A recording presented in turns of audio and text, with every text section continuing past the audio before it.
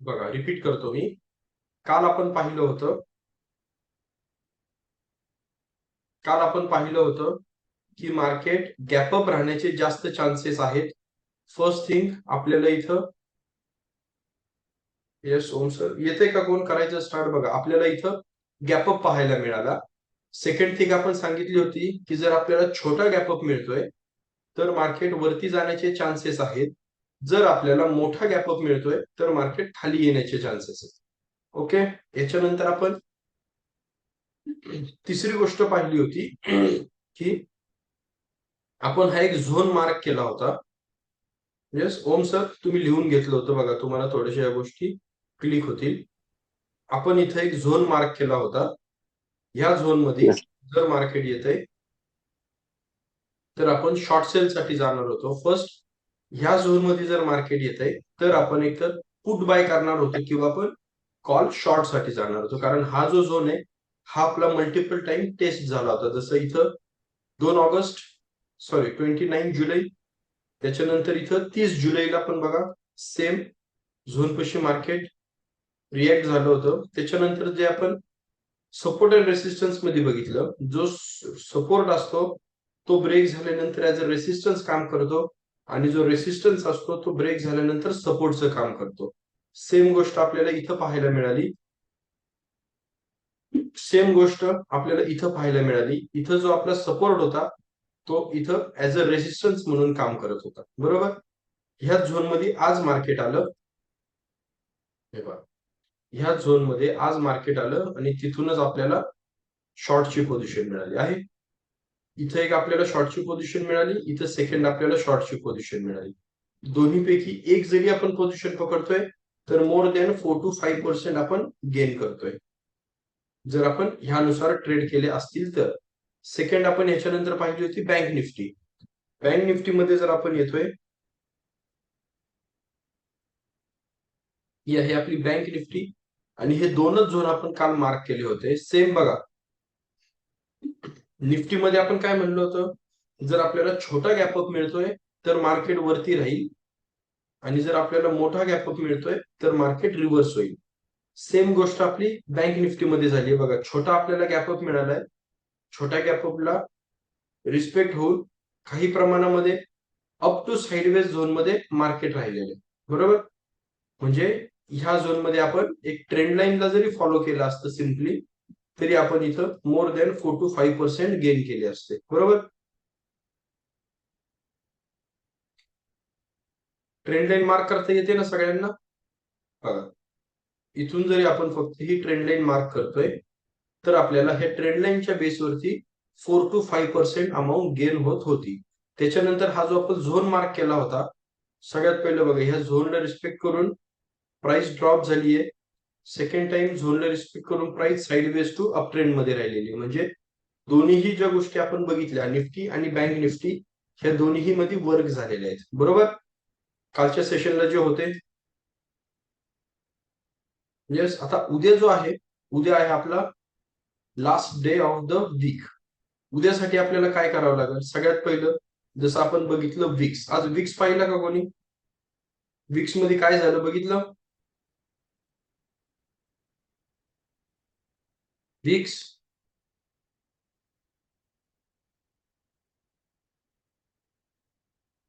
Vicks आज up होता की डाऊन होता?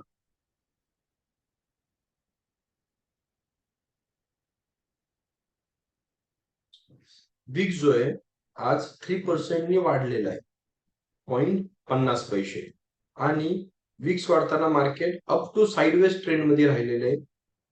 नॉर्मल गोष्ट आहे मार्केटसाठी किंवा ट्रेडरसाठी, जास्त पॅनिक होण्याची गोष्ट नाहीये. ओके, त्याच्यामुळे आपण आहे त्या ट्रेंडला कंटिन्यू फॉलो करूयात, ठीक आहे. ह्याच्यानंतर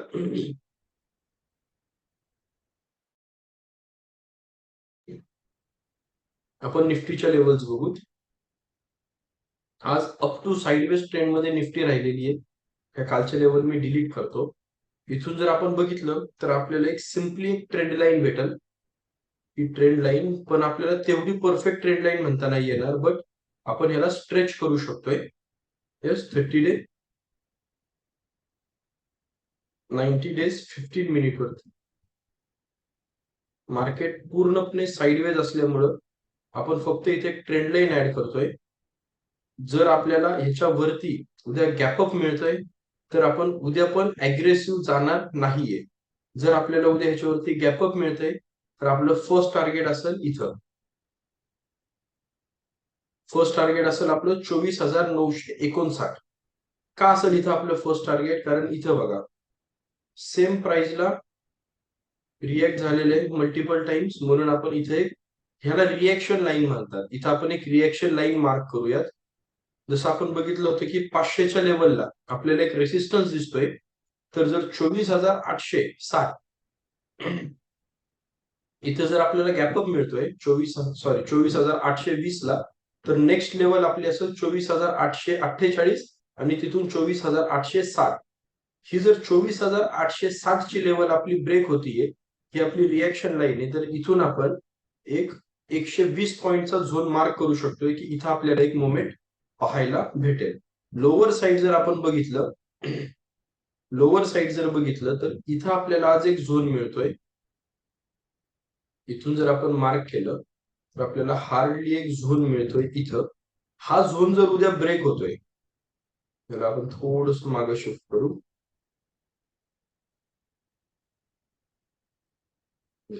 या झोनला आपण थोडस मागे शिफ्ट केलंय. उद्या जर आपल्याला याच्या खाली गॅप डाऊन मिळतोय तर आपल्याला अग्रेसिव्हली शॉर्ट सेल साठी जायचं नाहीये.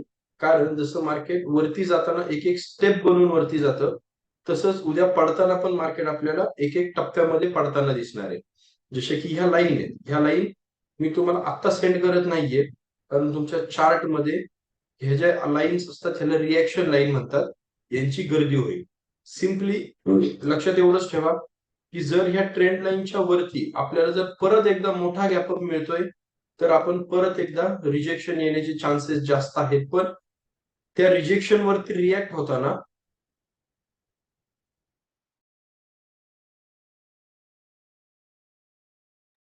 त्या रिजेक्शन वरती रिॲक्ट होताना प्रॉपर जर तुम्हाला ईएमएस किंवा दुसरे कुठले पॅटर्न कॅन्डलस्टिकचे जे आपण बघितले त्याच्यानुसार एंट्री भेटत असेल तर आपण शॉर्ट सेल साठी जाऊ. नाही तर आपल्याला 24,860 ब्रेक झाल्यानंतर आपल्याला 120 पॉईंटचा एक अप्पर साईडला झोन बघायला भेटेल उद्याच्या मार्केटमध्ये.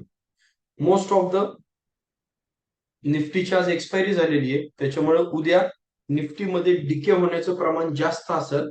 त्याच्यामुळं जर असेल पॉसिबल तर बँक निफ्टी आणि फिन निफ्टीला जास्त प्रेफर करा. यस, त्याच्यानंतर आपण निफ्टी बँक बघू. निफ्टी बँक जर आपण बघतोय तर बघा सेम कालचे दोन झोन आपण ऍज इट इज तसेच ठेवतोय. येस, हे झोन आपण ऍज इट इज तसेच ठेवतोय. इथं जर आपण डेलीची कॅन्डल पाहिली,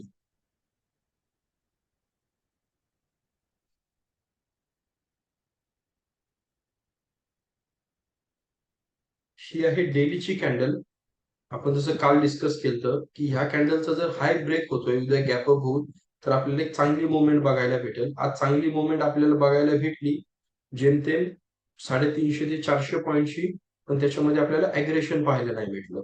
इथं जर आपण एक लाईन मार्क केली तर आपल्याला हे कळत की हा जो गॅप होता बघा, इथला जो गॅप होता, हा जो गॅप होता, हा गॅप भरायचं काम मार्केटने या 3 दिवसांमध्ये केलेलं. म्हणजे काय केले, इथं एक प्रॉपर बेस क्रिएट केलेले आहे मार्केटने. बरोबर. आता ह्याच्यामध्ये जर आपल्याला उद्या छोटा गॅपअप मिळतोय, उद्या जर आपल्याला डेली बेसिसवरती छोटा गॅपअप मिळतोय, तर आपण उद्या परवाची जी क्लोजिंग होती तिथपर्यंत आपलं नेक्स्ट टार्गेट ठेवू शकतोय. ते असेल आपलं 51,400 पर्यंत. एक 450 ते 600 पॉईंटची मुवमेंट आपण डेली कॅन्डल वरती एक्सपेक्ट करू शकतोय. इंट्राडे मध्ये जर आपण आलो तर सेम झोन आपला राहील. Lower level higher level as it is तशाच राहतील. ह्या लेवल जर आपल्या गॅपअपनी ब्रेक होत आहेत, बघा ही लेवल मी मार्क केली डेली चार्ट वरती, हे जर आपण इथं छोट्या गॅपअपने जातोय, सेम कंडिशन. छोटा गॅपअप जर आपल्याला भेटतोय तर आपण अप्पर साईड ट्रेड साठी जातोय. मोठा गॅपअप जर आपल्याला भेटतोय तर आपण प्रॉफिट बुकिंग साठी येतोय. सेम कंडिशन, कारण मार्केट आता कुठल्याही दिशेला अग्रेसिव्ह नाहीये. ग्लोबल इव्हेंट पण कुठलेच नाहीयेत सध्या. मार्केटमध्ये पॉलिटिकल न्यूज पण नाहीये, ना इंडियन ना ग्लोबल. त्याच्यामुळं अचानक मध्ये मोमेंट येणं सध्या तरी मार्केटसाठी पॉसिबल नाहीये. जे डेली बेसिसवरती जे ट्रेड होत आहेत ते आपण तसेच करणार आहोत. दुसरी एक गोष्ट, आपण काल मिड कॅप बद्दल चर्चा केली होती, आठवत आहे? विक्स कमी आहे की तुम्ही मिड कॅपचे स्टॉक होल्ड करू शकताय, बरोबर? ही आपली डिस्कशन झालं, आठवत आहे? मॉर्निंग मध्ये मार्केटला जे कंट्रोल केले आज, ते कंट्रोल केले मिड कॅप स्टॉकने. फर्स्ट हाफ मध्ये बघा, फर्स्ट हाफ मध्ये आपल्याला मोर दॅन 100 पॉईंटची, 120 ते 130 पॉईंटची मोमेंट आपल्याला मिड कॅप मध्ये भेटलेली आहे. सेम मोमेंट आपल्याला मिड कॅप मध्ये येत्या अजून 2 ते 3 दिवसांमध्ये बघायला भेटेल. का? कारण विक्सचं जे मी तुम्हाला लॉजिक सांगितलं होतं, विक्स अजून पण कूल डाऊन आहे. त्याच्यामुळं मिड कॅप मध्ये आपल्याला मोमेंट बघायला भेटेल. मिड कॅपचे स्टॉक तुमच्या रडारवरती असू देत. ओआय डेटा, ओआय डेटाकडे येऊ आपण. आता ओआय डेटा बघा, ओआय डेटा इथं आपल्याला श्रिंक झालेला दिसतोय. श्रिंक म्हणजे कसा बघा, ह्या ज्या राऊंड फिगर लेवल असतात, मी ब्लॅक करतो बघा, ह्या ज्या राऊंड फिगर लेवल असतात, ह्या सायकोलॉजिकल लेवल असतात. ह्या लेवलचा ब्रेकआउट होणं किंवा ब्रेक डाऊन होणं, ह्या गोष्टी मार्केटसाठी मोठा इम्पॅक्ट करतात. त्याच्यामुळं ह्या ज्या राऊंड फिगर लेवल असतात, 50,000, 50, 51,000, 52,000, 55,000, यांचा इम्पॅक्ट जास्त होतो. त्याच्यामुळं जेव्हा कधी ह्या लेवल ब्रेक होणार असतात, त्यावेळी मार्केट आपल्याला श्रिंक झालेलं दिसतं. श्रिंक म्हणजे कसं, की बघा 51,000 वरतीच आपल्याला हायेस्ट कॉल आणि हायेस्ट पुट झालेले दिसत आहेत. म्हणजे 51,000 पासून 100 पॉईंट अप किंवा 100 पॉईंट डाऊन हा आपला डिसिजन मेकिंग झोन आहे. समजतंय? 51,000, 51,000 पासून 100 पॉईंट अप किंवा 100 पॉईंट डाऊन हा मार्केटचा डिसिजन मेकिंग झोन आहे. आताची जर बँकिंग सेक्टरची फायनान्शियल कंडिशन आपण बघितली, आता जर आपण बँकिंग सेक्टरची फायनान्शियल कंडिशन बघितली, तर बँकिंग सेक्टरची फायनान्शियल कंडिशन जी आहे ही स्ट्रॉंग आहे. त्याच्यामुळं बँकिंग सेक्टर आता तरी अग्रेसिव्हली आपल्याला शॉर्ट झालेले दिसणार नाही.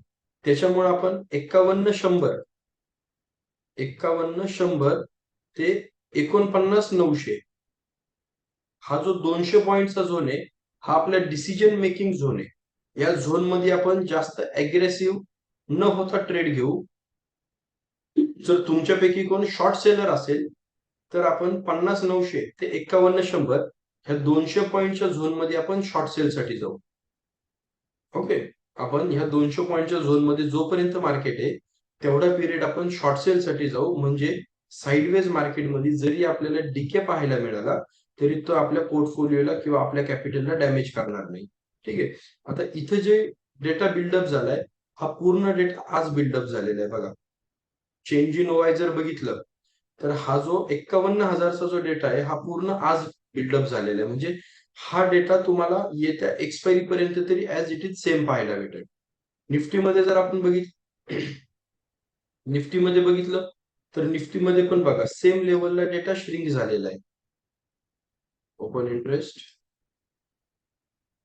बघा, निफ्टीमध्ये पण डेटा 24,800 ला श्रिंक झालेला आहे. म्हणजे काय होणार आहे बघा, 24,800 पासून 24,900 अप्पर साईड आणि 24,700 लोअर साईड, हा जो 200 पॉईंटचा झोन आहे, हा 200 पॉईंटचा झोन आहे आपला डिसिजन मेकिंग झोन. ह्या 200 पॉईंटच्या झोन मध्ये आपण अग्रेसिव्हली जाणार नाहीये.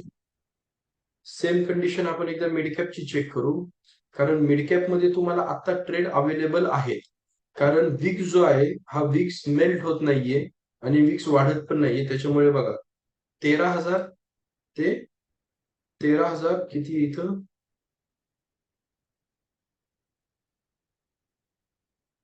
इथं बघा 13,000 ते 13,100 ह्या 4 स्ट्राईक मध्ये आपण एक चांगली मोमेंट ह्याच्यामध्ये पकडू शकतोय ह्याच्या एक्सपायरी पर्यंत. मिड कॅपची एक्सपायरी कधी असते? सोमवारी, बरोबर? त्याच्यामुळे आपल्याला उद्याच्या सेशन मध्ये आणि सोमवारच्या सेशन मध्ये मिड कॅप मध्ये चांगली मोमेंट पाहायला भेटेल. उद्या एक्सपायरी आहे सेन्सेक्सची, तर आपण थोडस सेन्सेक्सच्या पण चार्ट वरती डिस्कस करू. सेन्सेक्स मध्ये जर आपण बघितलं, तर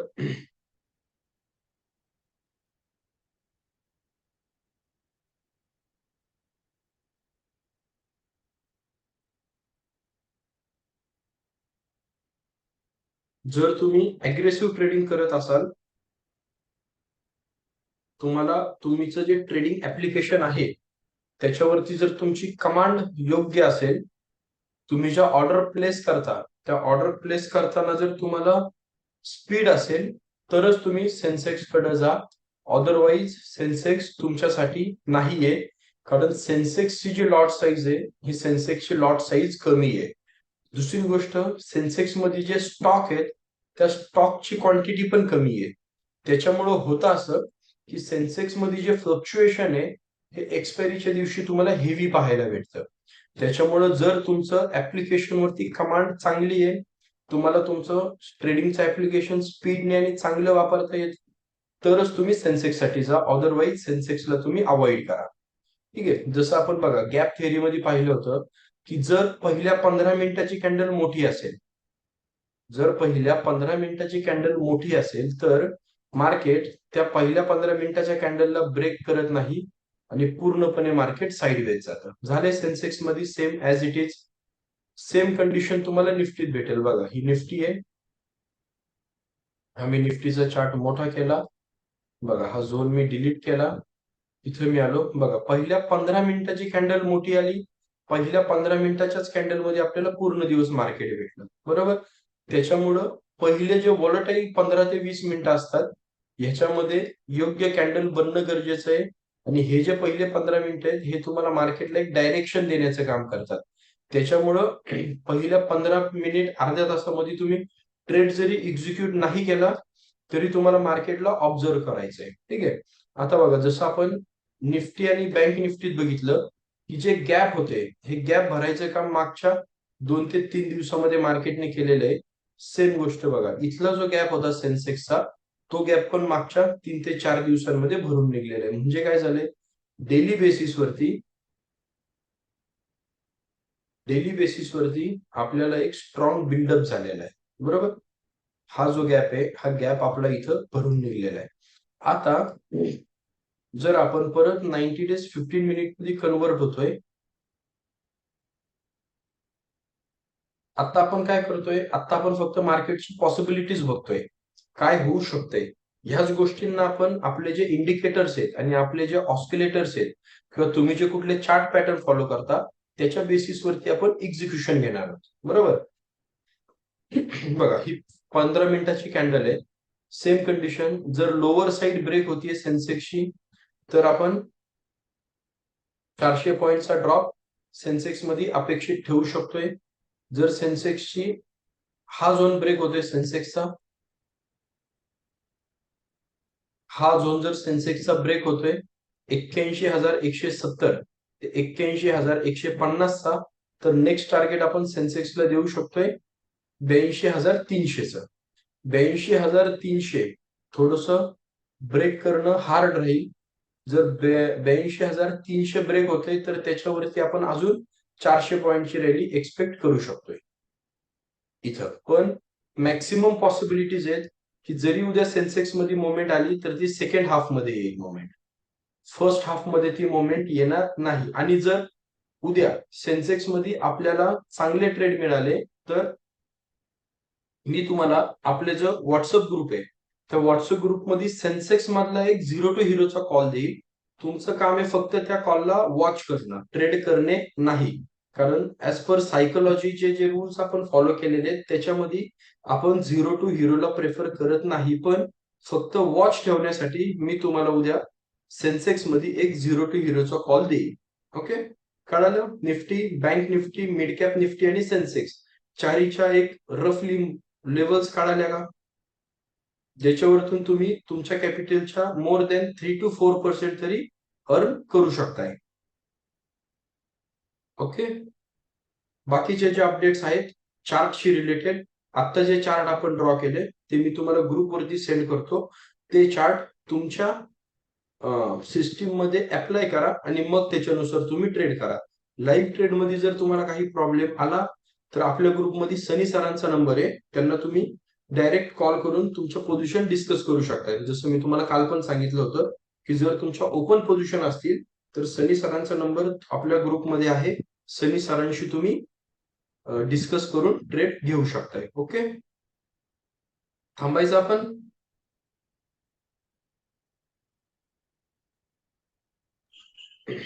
ओके.